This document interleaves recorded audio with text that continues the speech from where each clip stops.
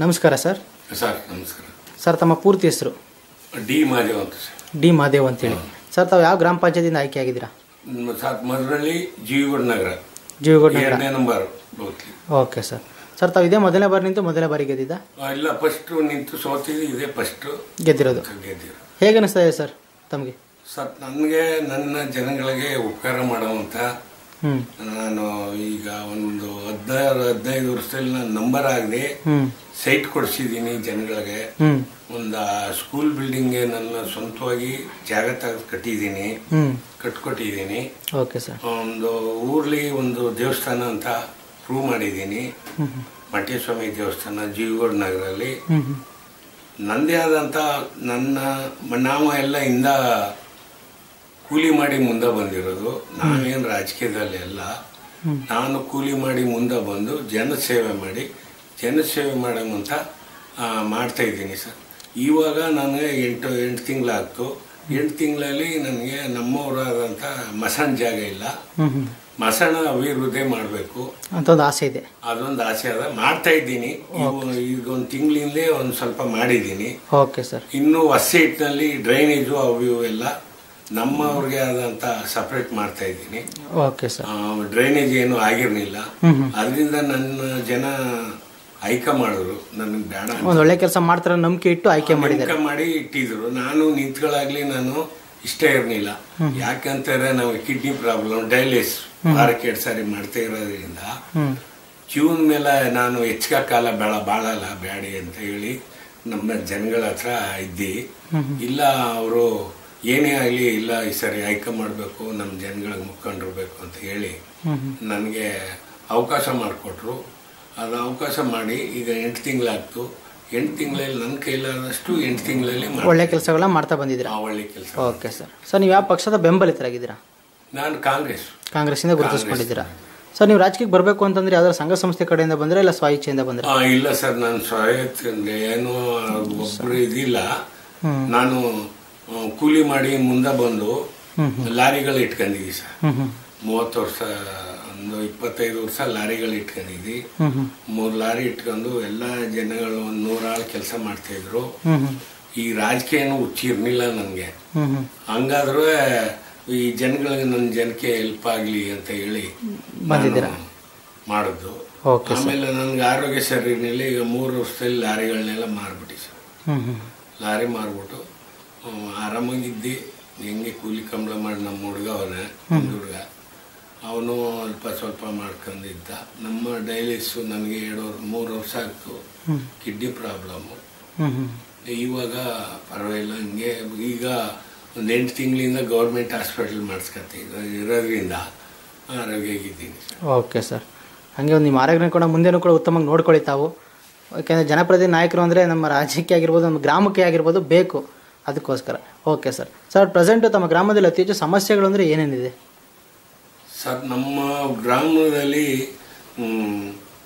ಬಡ ಜನಕ್ಕೆ ನ್ಯಾಯ ದೊರಕಲ್ಲ ಸರ್. ನಮ್ಮ ಯಾವ ಜನ ಆಗಲಿ, ಇಲ್ಲಿ ಬಡ ಜನ ಅಂದರೆ ಉಪಾರ್ಜನ ಬಡವರಿದ್ದಾರೆ. ಅವರೇ ಸ್ವಲ್ಪ ಇಂಪ್ರೂವ್ಮೆಂಟ್ ಆಗಿರ್ಲಿಲ್ಲ. ಈಗ 1 ವರ್ಷದಿಂದ ಆಗ್ತಾ ಇದೆ. ಇನ್ನು ಕೆಲವರು ಅವ್ರಗಳಿಗೆಲ್ಲ ಬಹಳ ಪ್ರಾಬ್ಲಮ್. ನಮ್ಮ SC-ಗಳಿಗೇನೋ ಪರವಾಗಿಲ್ಲ, ಜಾಗ ಈಗ ಸೈಟು ಏನೋ ಸಿಗ್ತದೆ. ಅವ್ರಿಗೆ ಜನರಲ್ಗೆ ಸೇರಿರೋದ್ರಿಂದ ಜಾಗಕ್ಕೆ ನಮ್ಮ ಮರನಳ್ಳಿನಲ್ಲಿ ವಾಸ್ತಳ ಮಾಡೋಕ್ಕೆ ಬಹಳ ಕಷ್ಟ ಆಗಿದೆ. Okay sir. ಸರ್, ನಿಮ್ಮೂರಿನ ಜನ ನಿಮ್ಮ ಹತ್ರ ಬಂದು ಯಾವ ಸಮಸ್ಯೆ ಬಗ್ಗೆ ಹೆಚ್ಚು ಹೇಳ್ಕೋತಾರೆ? ಹೆಚ್ಚಿಗೆ ಕೇಳ್ತಾರೆ ಸರ್. ಪೊಲೀಸ್ ಸ್ಟೇಷನು, ಯಾವ್ದಾರ ಕೆಲಸ ಕಾರ್ಯಗಳು ಕೇಳ್ತಾರೆ. ಅದರಲ್ಲಿ ನನ್ನ ಏನಾಗುತ್ತ ನನ್ನ ಕೈನಲ್ಲಿ ಅದ್ ಮಾಡ್ತೀನಿ. ಅಥವಾ ರಾಜಕೀಯ MLA ಅವ್ರ ಹತ್ರ ಹೋಗ್ಬೇಕಾದ್ರೆ ಹೋಗ್ತೀನಿ. ಒಬ್ಬರನ್ನ ಪರಿಚಯ ಉಂಟು ಸರ್ ನನಗೆ, ಆಫೀಸರ್ಗಳು. ಅವ್ರ ಮುಖಾಂತರ ಒಂದು ಅನುಕೂಲತೆಗಳನ್ನ ಮಾಡ್ಕೊಡ್ತೀರಾ? ಮಾಡ್ತಾ ಇದ್ದೀನಿ. Okay sir. ಅದು ನಾನು ಒಬ್ಬನಲ್ಲೇ ಬೇರೆ ಜನಗಳು ಕೇಳಿದ್ರು ಹೇಳ್ಬೇಕು ಅಂತ ಕೆಲಸಗಳನ್ನೇ ಮಾಡೋದು ನಾನು. Okay sir. ನಾನು ಒಬ್ಬನೇ ಮೆಚ್ಕೊಳಕ್ಕಂತ ಏನು ಕೆಲಸ ಮಾಡಲ್ಲ. ಸರಿ ಸರ್. ಸರ್, ಪ್ರೆಸೆಂಟು ಒಂದು ಸ್ವಚ್ಛ ಭಾರತ ಅಭಿಯಾನದಲ್ಲಿ ಒಂದು ಶೌಚಾಲಯಗಳು ಎಷ್ಟು ಕಂಪ್ಲೀಟ್ ಆಗಿದೆ ತಮ್ಮ ಗ್ರಾಮದಲ್ಲಿ? ಸರ್, ಈಗ ಸ್ವಚ್ಛ ನಾವು ಒಂದ್ಮೇಲೆ 20 ಕೊಟ್ಟಿರ್ಬೋದು ಸರ್. ಇನ್ನೂ ಅಪ್ರೂವಲ್ ಆಗದೆ, ಇನ್ನೂ ಕೊಡ್ತಾ ಇಲ್ಲ. ಈಗ ಎಲೆಕ್ಷನ್ ಆದ್ರಿಂದ ಪೇಮೆಂಟ್ ಆಗಿಲ್ಲ ಅವ್ರಿಗೆ. 20 ನಾನು ಬಂದ್ಮೇಲೆ 20 ಮಾಡಿಸಿದ್ದೀರಾ? ಶೌಚಾಲಯ ಕೊಟ್ಟಿದ್ದೀವಿ. Okay sir. ಅವರವರೇ ಸ್ವಂತವಾಗಿ ಮಾಡ್ಕೊಳ್ತಾರೆ. ಗೌರ್ಮೆಂಟ್ ನಿಂದ 15,000 12,000 ಕೊಡ್ತಾರೆ. ಹೌದು, ಅವರೇ ಸ್ವಂತವಾಗಿ ಉದ್ಯೋಗ ಖಾತ್ರಿ ಯೋಜನೆ ಅಡಿಯಲ್ಲಿ ಮಾಡ್ಕೋಬಹುದು ಅವರು ಕೂಡ. ಆ ಉದ್ಯೋಗ ಖಾತ್ರಿ ಯೋಜನೆಯಲ್ಲಿ ಮನೆಗೆ ಇಲ್ಲ ಸರ್, ಅದು ಸಪರೇಟ್ ಕೊಡ್ತಾರೆ. ಉದ್ಯೋಗ ಖಾತ್ರಿ ಎಲ್ಲ ಬರೀ ರೋಡು. ಹೌದು, ಈಗ ಸಿಸಿ ರಸ್ತೆ ಎಲ್ಲ ಮಾಡಿಸಬಹುದು. ಅದೆಲ್ಲ ಮಾಡ್ತಾ ಇದ್ದಾರೆ ಈ ಸರಿ, ಮಾಡ್ತಾ ಇದ್ದಾರೆ. ಹೌದು, ಈ ಸಾಲಿಂದಾನೇ ಕೊಟ್ಟಿದ್ದಾರೆ. ಸುವರ್ಣಗ್ರಾಮ್ನಲ್ಲಿ ಸುಮಾರು 1 ಕೋಟಿ ಕೆಲಸ ಆಗಿದೆ. ಅದು ನಮ್ಮ SC ಜನಕ್ಕೆ ಒಂದು 10% ಆಗಿರ್ಬೋದು. ಉಪಾರ್ಜನ ಅವ್ರಿಗೆಲ್ಲ ಆಗದೆ. ಅವರು ಬಹಳ ತೊಂದರೆಯಲ್ಲಿ ಜನ, ರೋಡು ಪಾಡು ಎಲ್ಲ ಚಿಕ್ಕದು. ಇವಾಗ ಸ್ವಲ್ಪ ಪರವಾಗಿಲ್ಲ. Okay sir. ಸರ್, ಪ್ರೆಸೆಂಟ್ ಒಂದು ನಿಮ್ಮ ಒಂದು ಉಪಾಧ್ಯಕ್ಷ ಸ್ಥಾನದಲ್ಲಿದ್ದೀರಾ ಈಗ ತಾವು. ಒಂದು ಅಧ್ಯಕ್ಷರ ಬಗ್ಗೆ, PDO ಬಗ್ಗೆ ಏನ್ ಹೇಳಕ್ಕೆ ಇಷ್ಟಪಡ್ತೀರಾ ಸರ್? ಸರ್, ಅಧ್ಯಕ್ಷರು ಅವರು ಲೇಡಿ. ಅವರು ಈಗ 8 ತಿಂಗಳಾಯ್ತು ಸರ್. ಅವರು ಅಥವಾ ಈ ರಾಜಕೀಯ ಗೊತ್ತಿರಲಿಲ್ಲ, ಲೇಡಿ ಆದ್ರಿಂದ ಬಂದಿದ್ದಾರೆ. PDO ಈಗ ಪರ್ಮನೆಂಟ್ ಆಗಿ 5 ತಿಂಗಳ 6 ತಿಂಗಳ ಇದ್ರೆ ಅವ್ರಿಗೆ ಗೊತ್ತಾಗದು. ನನಗೆ ಮೊದ್ಲು ಒಬ್ರು ಇದ್ರು, ಈಗ 3 ತಿಂಗಳಾಯ್ತು ಒಬ್ಬ ಚೇಂಜ್ ಆಗಿ. 3 ತಿಂಗಳು 2 ತಿಂಗಳು ಆಯ್ತು. ಇನ್ನೂ ಅವ್ರದ ಪ್ರಾಬ್ಲಮ್ ಇದೇನು ಯಾವ ರೀತಿ ಕೆಲಸ ಮಾಡ್ತಾರೆ ಅದೆಲ್ಲ ಸರಿಯಾಗಿ ಗೊತ್ತಾಗಿಲ್ಲ ಸರ್, ಇನ್ನೂ ಗೊತ್ತಿಲ್ಲ. Okay sir. ಅದು ಒಂದು 6 ತಿಂಗಳಾದ್ರೆ ಅವ್ರ ಅಭಿಪ್ರಾಯ ಹೇಳ್ಬೋದು. ಹೌದು, ಗೊತ್ತಿಲ್ಲದೆ ಏನು ಹೇಳಕ್ ಇಷ್ಟಪಡಬಾರ್ದು. ಖಂಡಿತ ಸರ್. ಓಕೆ ಸರ್, ಪ್ರೆಸೆಂಟ್ ಒಂದು NRG ವರ್ಕ್ಸ್ ಉದ್ಯೋಗ ಖಾತ್ರಿ ಯೋಜನೆ, ಅದ್ರ ಬಗ್ಗೆ ಏನ್ ಹೇಳಕ್ ಇಷ್ಟಪಡ್ತೀರಾ? ಅದೊಂದು ಗ್ರಾಮ ಪಂಚಾಯತ್ ವ್ಯಾಪ್ತಿಗೆ ಬೇಕಾ ಬೇಡವಾ? ಇಲ್ಲ ಸರ್, ಅದು ಮುಖ್ಯ ಬೇಕು. ಅದು ಬೇಕಾದ್ರೆ ಅದ ಬಹಳ ದುರುಪಯೋಗ ಪಡಿಸ್ಕೊತಾ ಇದ್ದಾರೆ. ಅದ್ ಯಾಕೆ ಗೊತ್ತಂದ್ರೆ, ಈ ಊರೊಳಗೆ ಕೆಲಸ ಮಾಡೋದು ಬಿಟ್ಟು ಹೊರಗಡೆ ಎಲ್ಲೇ ಮಾಡ್ಬಿಡೋದು, ಎಲ್ಲೇ ಫೋಟೋ ತಂದು ಕೊಟ್ಬಿಡೋದು, PDO ಹತ್ರ ಸೈನ್ ಹಾಕ್ಸ್ಕೊಬಿಡೋದು, ಅಧ್ಯಕ್ಷತೆ ಸೈನ್ ಹಾಕ್ಸ್ಕೊಬಿಡೋದು. ಇಲ್ಲಿ ಪಂಚಾಯತಿನಲ್ಲಿ ಈಗ 1 ಕೋಟಿ ಕೆಲಸ ಆಗುತ್ತೆ ಸರ್. ನಾನು ಉಪಾಧ್ಯಕ್ಷ ಆದ್ಮೇಲೆ 1 ಕೋಟಿ ಕೆಲಸ. 1 ಕೋಟಿ ಕೆಲಸದಲ್ಲಿ 50 ಲಕ್ಷ ಊರೊಳಗೆ ಆಗಿಲ್ಲ.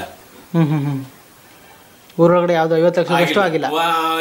40% ಆಗಿರ್ಬೋದು, 40 ಲಕ್ಷ ಕೆಲಸ ಆಗಿರ್ಬೋದು. ಇನ್ನೆಲ್ಲ ಹೊರಗಡೆ ಮಾಡ್ಕೊಂಡಿದ್ದಾರೆ.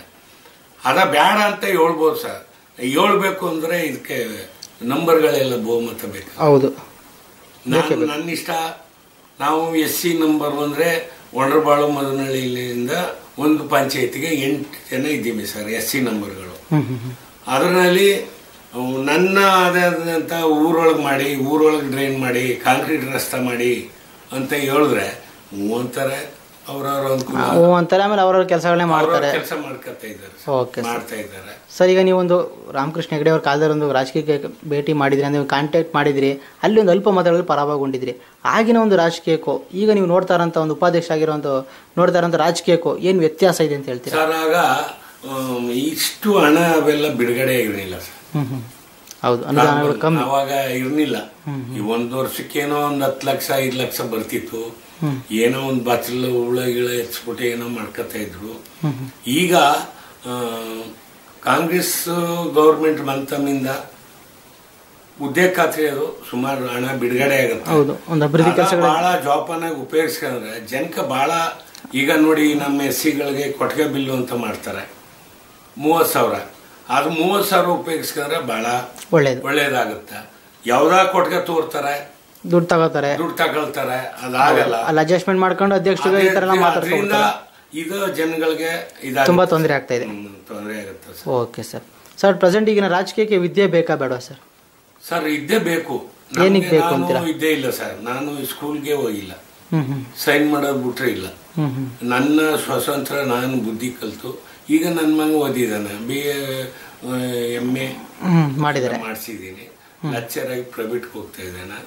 2 ಹೆಣ್ಮಕ್ಳು PVCಗೆ ಮದುವೆ ಮಾಡಿದ್ವಿ. ಅಂದ್ರೆ ಅವ್ರಿಗೊಂದು ಎಜುಕೇಶನ್ ಇದೆ. ಅವ್ರಿಗೆ ಎಜುಕೇಶನ್. ನಮ್ಗೆ ಮದುವೆ ಆದ ನನ್ನ ಹೆಂಡತಿಗೂ ಇಲ್ಲ ಎಜುಕೇಶನ್, ನನಗೂ ಇಲ್ಲ. ಅಂದ್ರೆ ಅಂದ್ರೂ ಕೂಡ ಒಂದು ಬುದ್ಧಿಶಕ್ತಿಯಿಂದ ನೀವು ಒಂದು ರಾಜಕೀಯ ಮಾಡ್ತಿದ್ದೀರಾ? ಹೌದು. ನನಗೆ 40 ವರ್ಷ ಆಗ್ತು ಮದುವೆ ಆಗಿ. ಬಹಳ ಕಷ್ಟ ಜೀವನದಲ್ಲಿ ಮದುವೆ ಆಗಿ ಒಬ್ಬರ ಹತ್ರ ನಾವು ಸೇರಿ ಜೀವನ ಮಾಡಿ ಮುಂದೆ ಬಂದು ಲಾರಿಗಳು ಇಟ್ಕೊಂಡಿದ್ವಿ. ಒಂದು 25 ವರ್ಷ ಇಟ್ಕೊಂಡಿದ್ವಿ ಲಾರಿಗಳನ್ನ, ಲೋಕಲ್ ಲಾರಿಗಳನ್ನ. ಇಟ್ಕೊಂಡು ಸ್ವಲ್ಪ ಲೆವೆಲ್ಗೆ ಬಂದು ರಾಜಕೀಯ ಹುಚ್ಚೆ ಇರಲಿಲ್ಲ ನನಗೆ. ನಮ್ದೇ ಆದಂತ ದುಡಿಬೇಕು, ನಂದೇ ಆದಂತ ಕೆಲಸಗಳು ಇತ್ತು. ಈಗ ನಮ್ಮ ಜನ ಏನ್ ಮಾಡಿದ್ರು, ನಮ್ಗೆ ಅದೇ ಅಂತ ಒಬ್ಬ ಲೀಡರ್ ಇಲ್ಲಿ ಅಂತ ಆಯ್ಕೆ ಮಾಡಿದ್ರು ಸರ್. ನಾನೀಗ ಬಂದ್ಮೇಲೆ ಅಂಬೇಡ್ಕರ್ ಬಿಲ್ಡಿಂಗ್ಗಳು ಎದುರ್ತಾರೆ ಸರ್. ಈಗ ಹೌದು, ಅಂಬೇಡ್ಕರ್ ಭವನ ಸ್ವಲ್ಪ ರೋಡು ಗೀಡು ಕೆಲಸ ಕಾರ್ಯಗಳನ್ನು ನಾನು ಮಾಡಿಸ್ತಾ ಇದ್ದಾರೆ. Okay sir.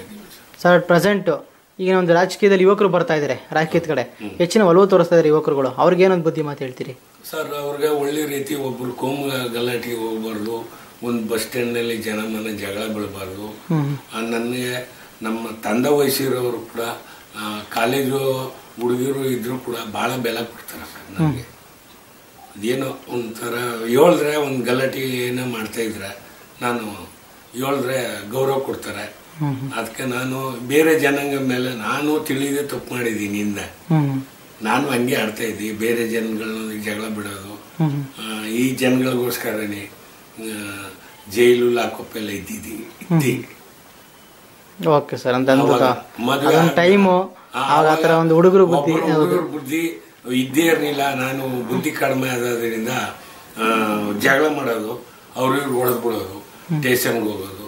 ನಾನು 3-4 ಸತಿ ಲಾಕಪ್ಲಿದ್ದಿ.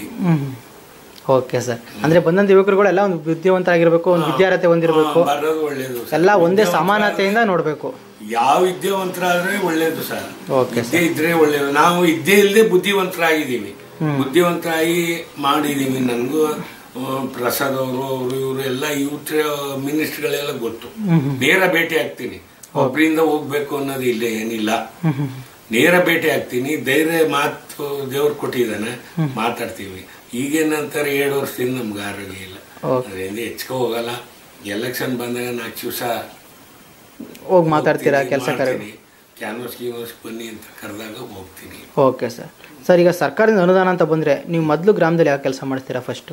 ಸರ್ ನನಗೆ ಸರ್ಕಾರಿ ಅನುದಾನ ಬಂದ್ರೆ ನಿಜವಾದ ಬಡವರುಗಳಿಗೆ ಮನೆ ತೀರಾ ಕಡು ಬಡವರಿದ್ದಾರೆ ಅವ್ರ ಮನೆ. ಸರ್ ನಾನು ನನ್ನಂತವನಿಗೇನು ನಾನು ಮಾಡ್ಕೊಳ್ಳಲ್ಲ. ತೀರಾ ಬಡವರು ಇದ್ದಾರೆ ಅವ್ರಿಗೆ ಆದಷ್ಟು ಹೆಲ್ಪ್ ಮಾಡ್ಕೊಡ್ತೀನಿ. ಆಮೇಲೆ ಡ್ರೈನೇಜು, ರಸ್ತೆ ಮೂಲ ಸೌಕರ್ಯ ಕೊರತೆ ಏನಿದೆ ಅದನ್ನ ನಿವಾರಣೆ ಮಾಡಬೇಕು ಅಂತ. ನೀರಿನದೇನು ನಮ್ಗೇನು ತೊಂದರೆ ಇಲ್ಲ ಸರ್. ಮಧುರಳ್ಳಿಯಲ್ಲಿ SC ಬೀದಿಗಳಿಗೆ ನೀರಿನ ಪ್ರಾಬ್ಲಮ್ ಏನಿಲ್ಲ ಸದ್ಯಕ್ಕೆ. ತೊಂದರೆ ಆದಾಗ ಈಗ ಹೊಸ ಸೈಟ್ ಅನ್ನೋದು ಜೀವನಗರ ಹೊಸ ಬಡಾವಣೆಯಲ್ಲಿ 210 ಸೈಟ್ ಕೊಟ್ಟಿದ್ದೀವಿ ಸರ್ ನಮ್ಮ SCಗಳಿಗೆ. ಉಪಾರ್ಜನಕ್ಕೆ 300 ಕೊಟ್ಟದ ಸರ್. ಅಲ್ಲಿ ನರಸ್ವಾಮಿ ನಗರ ಅಂತ ಅದ, ನೀವು ಹೋಗಿರಲ್ಲ ಪಕ್ಕ. ಅದ್ ಬಿಟ್ರೆ ಪುನಃ ಹಳ್ಳಿ ಬೀದಿ ಅದ, ಅಲ್ಲಿ ಉಪಾರ್ಜನದದು SC ಬೀದಿ ಅದ. ಅದು ನಮ್ಮ ಕಾಲದಲ್ಲಿ ಸೈಟ್ ಅನ್ಸಿ ಕೊಟ್ಟದು. ನಮಗ್ ಬೇಕಾದಂತ ಆಪ್ತರು ಕಾಂಗ್ರೆಸ್ MLA ಆಗಿದ್ರು, ನಂಜುಂಡ ಸ್ವಾಮಿ ಅಂತ. ಅವರು BJP MLA ಈಗ ಒಂದ್ಸತಿ ಆಗಿದ್ರು. ಅವ್ರು BJPಗೆ ಹೋದ್ಮೇಲೆ ನಾನು ಅವ್ರ ಹತ್ರ ಬಿಟ್ಬಿಟ್ಟೆ. ಆ ಕಾಲದಲ್ಲಿ ಗೌಡ್ರಿದ್ರು, ರಾಜಗೌಡ್ರು. ಅವರು ನಮ್ಮ ವಯಸ್ಸು ಚಿಕ್ಕದಾದ್ರು ನಮ್ಮ ಮಾತಿಗೆ ಬೆಲೆ ಕೊಡ್ತಿದ್ರು. ನಾನು ಅವ್ರಿಗೆ ಸೇರಿರ್ಲಿಲ್ಲ. ನಾನು ಅನೂರ ಇಲ್ಲೇ ಇದ್ರು ಕೂಡ ನಾವು ವಯಸ್ಸು ಚಿಕ್ಕದಾದ್ರು ಬಹಳ ಆಪ್ತರಾಗಿದ್ರು. ಅವ್ರ ಕಾಲದಲ್ಲಿ ನಾನು ಆಪ್ತರಾಗಿ ನನ್ನ ಜನಕ್ಕೆ ತೊಂದರೆ ಅಂತ ಅಂದಾಗ 210 ಸೈಟು ಕೊಟ್ಟಿದ್ದಾರೆ. ಇದು ಹಂಚಿ ಪಟ್ಟ ಇಶುವಾಗಿ ಮನೆಗಳು ಕಟ್ತಾ ಇದ್ದಾರೆ ಸರ್. Okay sir. ಇನ್ನು ಉಪಾರ್ಜನಕ್ಕೆ ಒಂದು 300 ಸೈಟ್ ಕೊಟ್ಟಿದ್ದೀವಿ sir. Okay sir. Sir present ತಮಗೆ ಕೊನೆಯದಾಗಿ ಮತ್ತೊಂದು ಪ್ರಶ್ನೆ ಸರ್. ತಾವು ಕಳೆದ ಬಾರಿ ಒಂದು ಸುಮಾರು 20 ವರ್ಷದ ಹಿಂದೆ ಇರ್ಬೋದು, ಅವಾಗ ಒಂದು ಕಾಂಪೀಟ್ ಮಾಡಿದ್ರಿ, ಒಂದು ಅಲ್ಪ ಮಾತಾಡಿದ್ರೆ ಪರವಾಗಿಕೊಂಡಿದ್ರಿ, ಅಲ್ಲಿಂದ ಈಚೆಗೆ ಒಂದು ಕಾಂಪೀಟ್ ಮಾಡಿರಲಿಲ್ಲ. ಈ ಬಾರಿ ಒಂದು ಕಾಂಪೀಟ್ ಮಾಡಿ ಒಂದು ಉಪಾಧ್ಯಕ್ಷರು ಕೂಡ ಆಗಿದ್ದೀರಾ. ಒಂದು 300 ಮತಗಳ ಹಂತದಲ್ಲಿ ಕೂಡ ಗೆಲ್ಲಬೇಕು ಅಂತಂದ್ರೆ ತಮ್ಮ ಊರಿನೊಂದು ಮತ ಬಾಂಧವರೇ ಕಾರಣ. ಅವರೆಲ್ಲರೂ ಒಂದು ಅಮೂಲ್ಯವಾದ ಮತಗಳನ್ನ ಹಾಕಿ ತಮ್ಮನ್ನ ಆಯ್ಕೆ ಮಾಡಿದ್ದಾರೆ. ಈ ಸಂದರ್ಭದಲ್ಲಿ ತಮ್ಮ ಊರಿನ ಒಂದು ಜನತೆಗೆ ಒಂದು ಯಾವ ರೀತಿ ಕೃತಜ್ಞತೆ ಹೇಳಕ್ಕೆ ಇಷ್ಟಪಡ್ತೀರಾ ತಾವು? ಸರ್ ಅವ್ರಿಗೆ ನಾನು 7 ಕಾಲ ಅಂತ್ಯದ ಕೂತಿರಕ್ಕೆ ಇಷ್ಟಪಡ್ತೀನಿ ಸರ್. ಯಾಕಂತಾರೆ ಅವರು ನಾನು ಬದುಕಲ್ಲ ಅಂತ ಹೇಳಿದ್ರು ಕೂಡ ಇದು ಮಾಡಿದ್ರು ಸರ್. ಒಂದು ಆಸೆ ಪಟ್ಟು ತಮ್ಮನ್ನೇ ನಿಂತ್ಕೋಬೇಕು ಅಂತ ಹೇಳಿ ಅವರು ನನ್ನ ಹತ್ರ ಕಾಸು ಇಸ್ಕೊಳ್ದೆ ಅವರೇ ದುಡ್ಡು ಕೊಟ್ಟು ನನ್ನ ನಿಜವಾಗ್ಲೂ ಸಾಯೋ ಟೈಮ್ನಲ್ಲಿ ಮನಸ್ಸನ್ನ ಮಾಡಿದ್ರು ಸರ್. Okay sir. ಅಂದರೆ ಒಂದು ಭಾವಕರಾಗ್ಬಿಟ್ರಿ ತಾವು. ಇರಲಿ ಸರ್. Okay sir. ಸರ್ ಇದೇ ರೀತಿ ನಿಮ್ಮ ರಾಜಕೀಯ ಜೀವನ ಮುಂದೆ ಕೂಡ ಉತ್ತಮವಾಗಿರಲಿ. ನೀವು ಮುಂದೆ ಒಂದು ರಾಜಕೀಯ ಮಾಡಿದ್ರೆ ಇನ್ನೂ ಉತ್ತಮವಾಗಿ ಬೆಳೀಲಿ ಅಂತ ನಮ್ಮ ಕಡೆಯಿಂದ ಶುಭ ಕೋರ್ತಾ ಇಷ್ಟು ಕಾಲ ನಮ್ಮ ಜೊತೆ ತಮ್ಮ ಮನದಾಳದ ಮಾತುಗಳನ್ನು ಹಂಚಿಕೊಂಡಿದ್ದಕ್ಕಾಗಿ ತುಂಬ ಹೃದಯದ ಧನ್ಯವಾದಗಳು ಸರ್. ನಮಸ್ಕಾರ.